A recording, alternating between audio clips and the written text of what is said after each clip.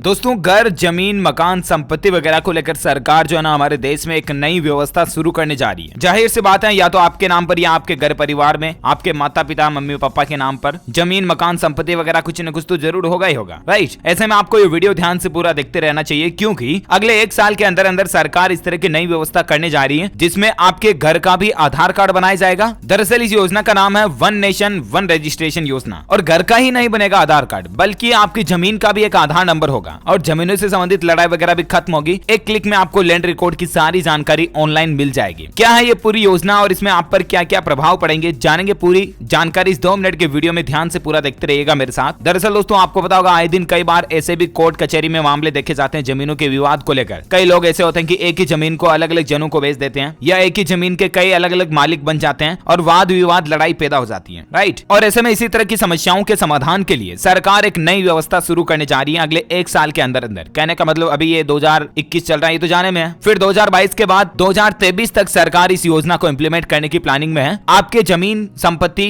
मकान का एक 14 नंबर का एक यूनिक आईडी नंबर होगा। ठीक है, सही जैसे हर एक भारतीय नागरिक का आधार कार्ड नंबर बना हुआ अलग अलग आधार कार्ड नंबर है, यानी कि उस पर्टिकुलर आधार नंबर से हम उस व्यक्ति की पहचान सरकार के रिकॉर्ड में चेक कर सकते हैं, राइट। ठीक वैसे ही आपके जमीन का भी एक यूनिक रजिस्ट्रेशन आईडी नंबर होगा। वन नेशन वन रजिस्ट्रेशन करके इस योजना का नाम है। जिस तरह से देश भर में राशन कार्ड को लेकर सरकार ने one nation one ration card योजना शुरू की थी ना, ठीक वैसे ही। और इसमें आपकी जमीन का एक यूनिक डिजिटल रजिस्टर्ड नंबर दिया जाएगा और जितनी भी भारत में जमीन संपत्तियां वगैरह है ना, उन सब का लैंड रिकॉर्ड ऑनलाइन पोर्टल पर अपलोड कर दिया जाएगा। और इससे होगा ये कि वो जमीन किसके नाम पर है वो रिकॉर्ड ऑनलाइन ही चेक किया जा सकेगा, ताकि मतलब कि कोई आदमी ये नहीं कह सके यूं ही चलता फिरता आदमी की ये जमीन तो मेरी है, या उस जमीन के फर्जी कागज भी बनवा लेंगे ना तो भी ऑनलाइन रिकॉर्ड तो वही रहेगा, अपडेट नहीं होगा ना। तो इस तरह की धोखाधड़ी, फर्जीवाड़े के मामले भी कम हो जाएंगे। जैसे ही कोई आदमी अपनी जमीन संपत्ति को किसी को बेचेगा या कोई और किसी से खरीदेगा तो ऑनलाइन ही वो रिकॉर्ड जो नामांतरण, रजिस्ट्रेशन वगैरह वो अपडेट कर दिए जाएंगे। इससे जमीनों के संबंधित विवाद भी कम होंगे और इसके अलावा लैंड रिकॉर्ड पूरा ऑनलाइन हो जाएगा तो ठगी वगैरह भी नहीं होगी। कई लोग जो होते हैं एक ही जमीन को 2-2 को बेच देते हैं, 4-4 को बेच देते हैं, तो ये ठगी के शिकार भी लोग बाग नहीं होंगे। अब ऐसे में आपको कैसे पता चलेगा कि आपका रिकॉर्ड क्या है? दरअसल डिजिटल रिकॉर्ड होने के बाद कोई भी व्यक्ति अपने शहर के कॉमन सर्विस सेंटर में जाकर के अपनी जमीन की जानकारी ले सकेगा, यानी कि आप अपने नजदीकी मित्रा सेंटर पर, सीएससी सेंटर पर आप अपनी जमीन की जानकारी ले पाओगे। वर्तमान में देश में 140 मिलियन हेक्टेयर जमीन पर खेती हो रही है और 125 मिलियन हेक्टेयर जमीन को और भी ठीक किया जा रहा।